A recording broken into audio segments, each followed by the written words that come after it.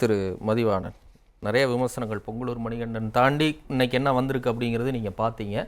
கட்சிக்கு வேணால் நல்லதாக இருக்கலாம், கட்சிக்கு கூட நல்லது கிடையாது, கட்சியிலேருந்து அவர் தான் ரெப்ரசன்ட் பண்ணுறாங்க, அது ஜனநாயகத்துக்கும் நல்லது கிடையாது அப்படிங்கிற பாயிண்ட்ஸ்லாம் வருது. என்ன சொல்கிறீங்க? சரி, எனக்கு ஒரு தகவல் ஞாபகம் இருந்தால், அம்மையார் ஜெயலலிதா நான் தேர்தல் அரசியலேருந்து விலகுறேன்னு சொன்னாங்க. அப்புறம் ஏன் தேர்தல் அரசியலுக்கு அவங்க திரும்ப வந்தாங்க? அதுக்கு அவர் எப்போ பதில் சொல்கிறது? அவர் டேன் வரும்போது சொன்னால் நல்லாயிருக்கும். முதல்ல. ரெண்டாவது, ஆள தெரியாதுன்னு ஒரு வார்த்தை பேசினார். இந்த ஆள தெரியாதுன்னு யாரை பார்த்து பேசினோம்னா எடப்பாடி பழனிசாமியை பார்த்து பேசணும். ஏன் பேசணும்னா, துப்பாக்கி சூடு நடந்ததுக்கப்புறம் அவர் என்ன சொன்னார்னா, டிவியை பார்த்து தெரிஞ்சுக்கிட்டேன்னு சொன்னார். அந்த மாதிரி ஒரு முதலமைச்சர் நாட்டை ஆண்டார். ஏன் அவர் முதலமைச்சர்னா, திடுதிப்புன்னு ஒரு நாள் ராத்திரி வந்து டேபிள் கீழே உருண்டு பதவி வாங்கினா அவருக்கு அதான் தெரியும். சார், அவர் எவ்வளோ பேசினார், அமைதி. எனக்கு ஒரு நிமிஷம் நான் சொல்லிட்டு கடந்து போயிடுறேன். அவர் அது பதில் சொல்லும் போது சொல்லட்டும். இல்லை, அவர் பேசினாரு. நான் என்ன சொல்றேன்னா, அவர் விமர்சிச்சாரு, நீங்களும் விமர்சிக்க கிடையாது. ஆமா, உண்மைதானே, எல்லாரும் பார்த்தோம்ல. சரி, பார்த்தவங்க சொல்லல, பொதுவெளியில வார்த்தைகளை என்ன நடந்ததோ நான் சொன்னேன். நான் வேற மாத்தி பேசல. அடுத்தது வந்து இது முதல்ல எங்க கட்சியோட உள்விவகாரம் முதல்.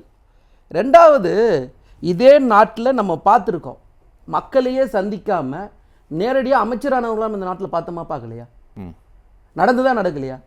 நீங்க ஒரு நபர் வந்து யார் வேணா இருக்கட்டும், சின்னவர்கிட்ட கூட நான் வரல, அவர் எதிர்கட்சியா இருக்கும்போது போராட்டம் ஆர்ப்பாட்டம் எல்லாம் முன்னெடுத்து நடத்துறாரு. எதிர்கட்சியா இருக்கும்போது ஒரு நாடாளுமன்ற தேர்தலை சந்திக்கிறாரு. அந்த நாடாளுமன்ற தேர்தலில் வெற்றி பெறாரு 2019. அதுக்கப்புறம் தான் அவர் பதவிக்கே வர்றாரு. நேரடியாக நாங்கள் ஆளுங்கட்சியா இருக்கும்போது பதவி யாருக்கும் கொடுக்கல. வாரிசை பத்தி முதல்ல பேசணும்னா, ஒரு அரசியல் இயக்கத்தில் என்ட்ராவதுக்கு வேணா வாரிசுன்றது வந்து இது. ஏன் இதுக்கு முன்னாடி இதே நாட்டில் எத்தனை கட்சியில் வாரிசு தலைமை இருக்கு? எல்லாம் ஜெயிச்சிட்டாங்களா? சரி. ஆனால் மக்களுக்காக நீங்கள் போராடணும், மக்களுக்காக உழைக்கணும்னு தான் மக்கள் ஏற்றுக்கிறாங்க. இன்னைக்கு 70,000 வாக்கு வித்தியாசத்தில் வெற்றி பெற்ற ஒரு நபர், அவரை வந்து துணை முதலமைச்சராகிறதுல என்ன பிரச்சனை? இல்லை, ரெண்டு விஷயம் அவங்க அடிக்கடி குறிப்பிடுறது என்னன்னா, திரு ஸ்டாலின் அவர்களே பொதுவெளியில் ஒரு தொலைக்காட்சியில் பேசும்போதும் சொல்லியிருக்கிறாரு, என்னுடைய வீட்டிலேருந்து யாரும் அடுத்து வாரிசு அரசியலாக வரமாட்டாங்க, அடுத்து வாரிசு வராது அப்படின்னு சொல்லியிருக்கிறாரு. ஒன்று. ரெண்டாவது, 2021 தேர்தல் களத்தில் திமுக எதிர்க்கட்சியாக இருக்கும்போது அவர் பிரச்சாரத்துக்கு முன்பு நான் ஒரு நேர்காணல் எடுத்தேன். அப்பயே அவர் சொன்ன விஷயம், நான் வெற்றி பெற்றால் கூட நிச்சயமாக அமைச்சர் பதவிக்கு வரமாட்டேன் அப்படின்னு அவர் பேட்டியிலே தெளிவாக சொல்லியிருக்கிறாரு. அதற்கு பிறகு ஒரு 1.5 வருஷம் கழித்து அவர் அமைச்சரானார். இன்னைக்கு துணை முதலமைச்சர் அப்படிங்கிற ஒரு இடத்துக்கு வர்றாரு. அப்போ ஒரு பக்கம் திமுக வந்து இப்படியான உறுதிமொழி கொடுத்துட்டு மறுபடி இந்த நிலைக்கு ஏன் வர்றாங்க? இந்த நிர்பந்தம் ஏன் வருது, இல்லை ஏன் உருவாக்கப்படுதுன்னு? இது நிர்பந்தமே இல்லை சார், காலத்தின் தேவை தான் எல்லாத்தையும் இங்கே முடிவு பண்ணும். முதல் விஷயம் அதுதான். நான் முதல்ல சொன்னேன், அம்மையார் சொன்ன வார்த்தையை வந்து அம்மையார் எப்படி மாற்றினாங்க? அப்போ மாற்றி அரசியலுக்கு வந்தாங்கல்ல, திரும்ப தேர்தலில் நின்னாங்கல்ல, திரும்ப வந்து முதலமைச்சர் வரைக்கும் ஆனாங்களா இல்லையா? அப்போ அதை எப்படி எல்லாரும் ஏற்றுக்கிட்டாங்க? ஸோ ஒவ்வொரு விஷயமும் காலம்தான் முடிவு பண்ணும் முதல்ல. ரெண்டாவது, இந்த வாரிசு அரசியல் எத்தனை வருஷம் தான் இதையே பேசுவீங்க? நாங்க தெரியாம தான் கேக்குறோம். இன்னைக்கு ஒரு நிமிஷம், ஸ்டாலின் கூட நாங்க ஏத்துக்குறோம், நான் திரும்ப சொல்றேன், அந்த ஒப்பீடு வருது பாருங்க. இல்ல, நான் ஒரு நிமிஷம் சொல்றேன். இன்னைக்கு இந்த நாட்டுடைய ஒன்றிய அமைச்சரவையில் வந்து 20 பேர் வந்து பார்த்தீங்கன்னா வாரிசு தான். அது யாராவது இல்லைன்னு சொல்ல முடியுமா? இல்லை, அம்மையார் காலத்திலே வந்து ஓ பன்னீர்செல்வரோட பையன் ரவீந்திரநாத், இல்லைன்னா ஜெயக்குமார் பையன் ஜெயவர்தன், அண்ணன் தெளிவாக கேட்டார். அதே மாதிரி ராஜன் செல்லப்பாவோட பையன் ராஜ் சத்யன், PH பாண்டியனோட பையன் மனோஜ் பாண்டியன், இதெல்லாம் வாரிசு இல்லையா? ஏன் இதெல்லாம் இவங்க கண்ணுக்கு தெரிய மாட்டுது? இல்லைன்னா வந்து இன்னைக்கு வந்து போய் பார்த்தீங்கன்னா தேவகவுடாவோட பையன் குமாரசாமி, இல்லைன்னா சரண் சிங்கோட பேரை வந்து ஜெயந்த் சௌத்ரி, கற்பூரி தாகூரோட பேரை வந்து ராம்நாத் தாகூர், இல்லை ராம்விலாஸ் பாஸ்வான் பையன் சிரஜ் பாஸ்வான், இதெல்லாம் வந்து ஏன் தெரியலன்னு கேட்குறேன். அது என்ன திமுக மட்டும்தான் இவங்களுக்கு தெரியுமா? ரைட். இன்னொன்று, இதுக்கு அப்பாற்பட்டு நான் கேட்குறேனே, இப்போ துணை முதலமைச்சர் பதவின்னு வரும்போது இந்த 2 நாளாக என்ன சர்ச்சை ஓடிக்கிட்டு இருக்குன்னு நம்ம பார்க்குறோம். விடுதலை சிறுத்தைகள்லேருந்து வேற மாதிரி ஒரு குரல், இன்னைக்கு தமிழிசையும் அதை சொல்கிறாங்க, திருமாவளவனுக்கு நீங்கள் துணை முதலமைச்சர் பதவி கொடுக்கணும் அப்படிங்கிற ஒரு விஷயத்தை நான் ஏற்கனவே எழுப்பியிருக்கிறேன்னு. அப்போ திமுக கூட்டணிக்குள்ளேயும் வரக்கூடிய விஷயம், எதிர்கட்சியிலேருந்து வரக்கூடிய இந்த கருத்துக்கள், இதையெல்லாம் எப்படி புரிஞ்சுக்கலாம் சார்? தமிழிசை அக்காவுக்கு வந்து ஒன்று தான் சொல்ல ஆசைப்பட்றேன். பாவம், அத்வானி கஷ்டப்பட்டு கட்சியை வளர்த்தா, மோடி பிரதமர் ஆகும்போது அத்வானிக்கு என்ன மரியாதை கொடுத்தீங்க? சரி, முரளி மனோகர் ஜோஷிக்கு என்ன மரியாதை கொடுத்தீங்க? நீங்களாம் வந்து இதை பேசலாமா? ஒரு விஷயத்தை யார் பேசுகிறாங்கன்னு இருக்குதா இல்லையா? காலங்காலமாக அந்த கட்சி கஷ்டப்பட்டு அத்தனை பேரையும் வீட்டுக்கு அனுப்பிச்சிட்டு இன்னைக்கு மோடி அமித்ஷா நாங்கள் தான் அந்த கட்சின்னு பேசுகிறாங்களா இல்லையா? நடந்துக்கிறாங்களா இல்லையா? 2வது சீட்டு கொடுக்குறாங்களா இல்லையா? எல்லாத்தையும் பார்த்துட்டு தானே சார் இருக்கோம். முதல்ல உங்கள் கட்சி பிரச்சனை நீங்கள் தீர்த்துட்டு வந்து எங்கள் பிரச்சனையை பேசுங்க. உங்கள் பின்னாடி 1000 அழுக்கு இருக்கு, அதெல்லாம் நீங்கள் க்ளீன் பண்ணாமல் எங்ககிட்ட வந்து எங்கள் குறைய பேசுகிறேன்னு என்ன அர்த்தம்? இது நீங்கள் யார் வேணா இருக்கட்டும் சார், எல்லாருக்கும் இங்க உரிமை இருக்கு சார். ஆனா நியாயமா பேசுங்கன்ற. இங்க ஜெயக்குமார் பேசுறதா இருக்கட்டும், இல்ல தமிழிசை பேசுறதா இருக்கட்டும், யார் வேணா பேசுறதா இருக்கட்டும், கொஞ்சம் நியாயமா பேசினா நல்லா இருக்கும். நீங்க ஏன் உங்க கண்ணாடி முன்னாடி நின்று உங்க முகத்தை பார்க்காம வந்து ஏன் பேசுறீங்க? நீங்க ஒரு இந்த 3 வருஷத்துக்குள்ள நாங்க முதல் தடவை விளையாட்டுத்துறை அமைச்சராகணும்னு சொன்னாங்கல்ல சார், அப்பவே நாங்க துணை முதலமைச்சராகி என்ன சார் பண்ண முடியும்? யாரும் எங்களை கேட்க முடியாது இல்ல எங்களுக்கு மாற்று கருத்து. அந்த இடத்துல இன்னொரு கேள்வியும் வருது. இந்த கோரிக்கை வலுத்திருக்கிறதே தவிர பழுக்கவில்லை அப்படின்னு திரு ஸ்டாலின் சொல்றாரு. எல்லா தரப்பும் இப்போ நீங்க சொல்ற மாதிரி திமுக அமைச்சர்கள் பொதுவெளியில பேசுறாங்க, தீர்மானம் நிறைவேற்றணுங்கிறாங்க, எல்லா தரப்பும் ரெடி ஆயிடுச்சு.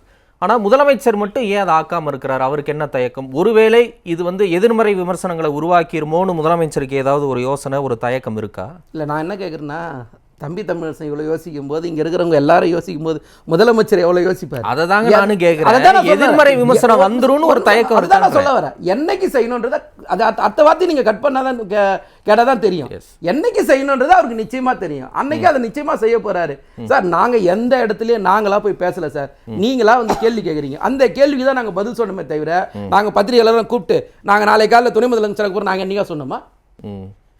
நீங்களா ஒரு பிரேக்கிங் நியூஸ் போடுறதுக்கு உங்களுக்கு ஒரு பரபரப்பாக போடுறீங்களா? எங்களுக்கு என்ன ஆர்வம் இருக்கு? இல்ல இத நீங்க அவ்வளவுதான் சார். எங்களுக்குள்ள மாற்று கருத்து கிடையாது.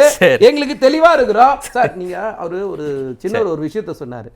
பெரியார்களின் பேரன்கள் வரோன்னு சொல்லி ஒரு விஷயத்த, அதாவது ஒரு பேச்சு போட்டி நடத்தும் போது ஒரு விஷயத்த சொன்னார்.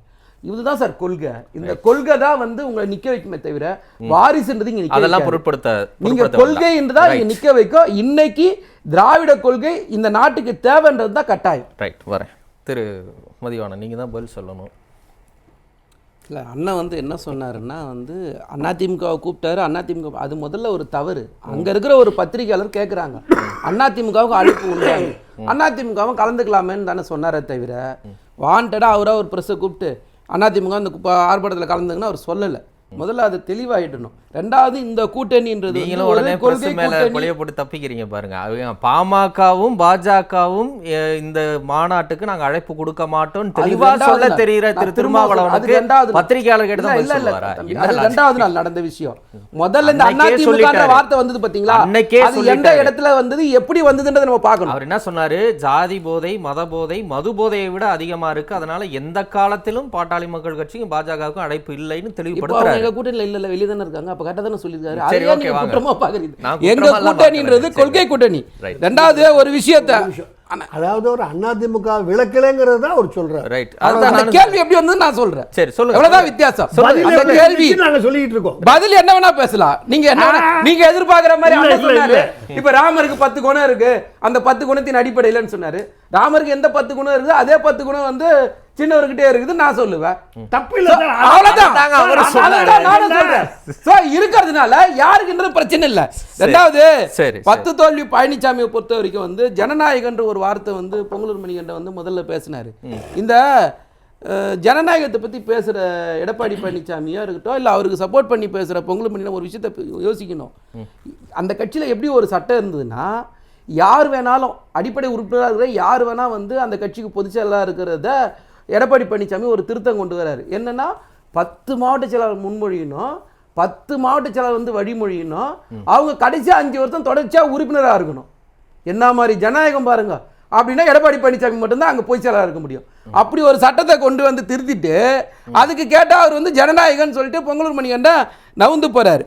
இந்த அதிமுகவோட பிளவுன்னு ஒன்று இருக்குல்ல, இந்த 4 பேர் நான் தான் பொதுச் செயலாளர், நான் தான் பொதுச் செயலாளர் சொல்லிக்கிட்டே இருக்காங்க. இந்த விஷயத்தை நம்ம பார்த்துட்டே இருக்கோம். 3 பேர் தான் சொல்றாங்க. ஒருத்தர் தனியா கட்சி ஆரம்பிச்சாரு. சரி, அவர் கட்சி தனியா ஆரம்பிச்சிட்டாரு. டிடிவி தினகரன். இந்த 4 பேருமே பாருங்களேன், இன்னைக்கோட விளைவுன்னா அம்மையார் இருக்கும்போது எனக்கு அடுத்தது இவங்க தான் சொல்லியிருந்தாங்கன்னா இந்த பிரச்சனையே வந்திருக்காது.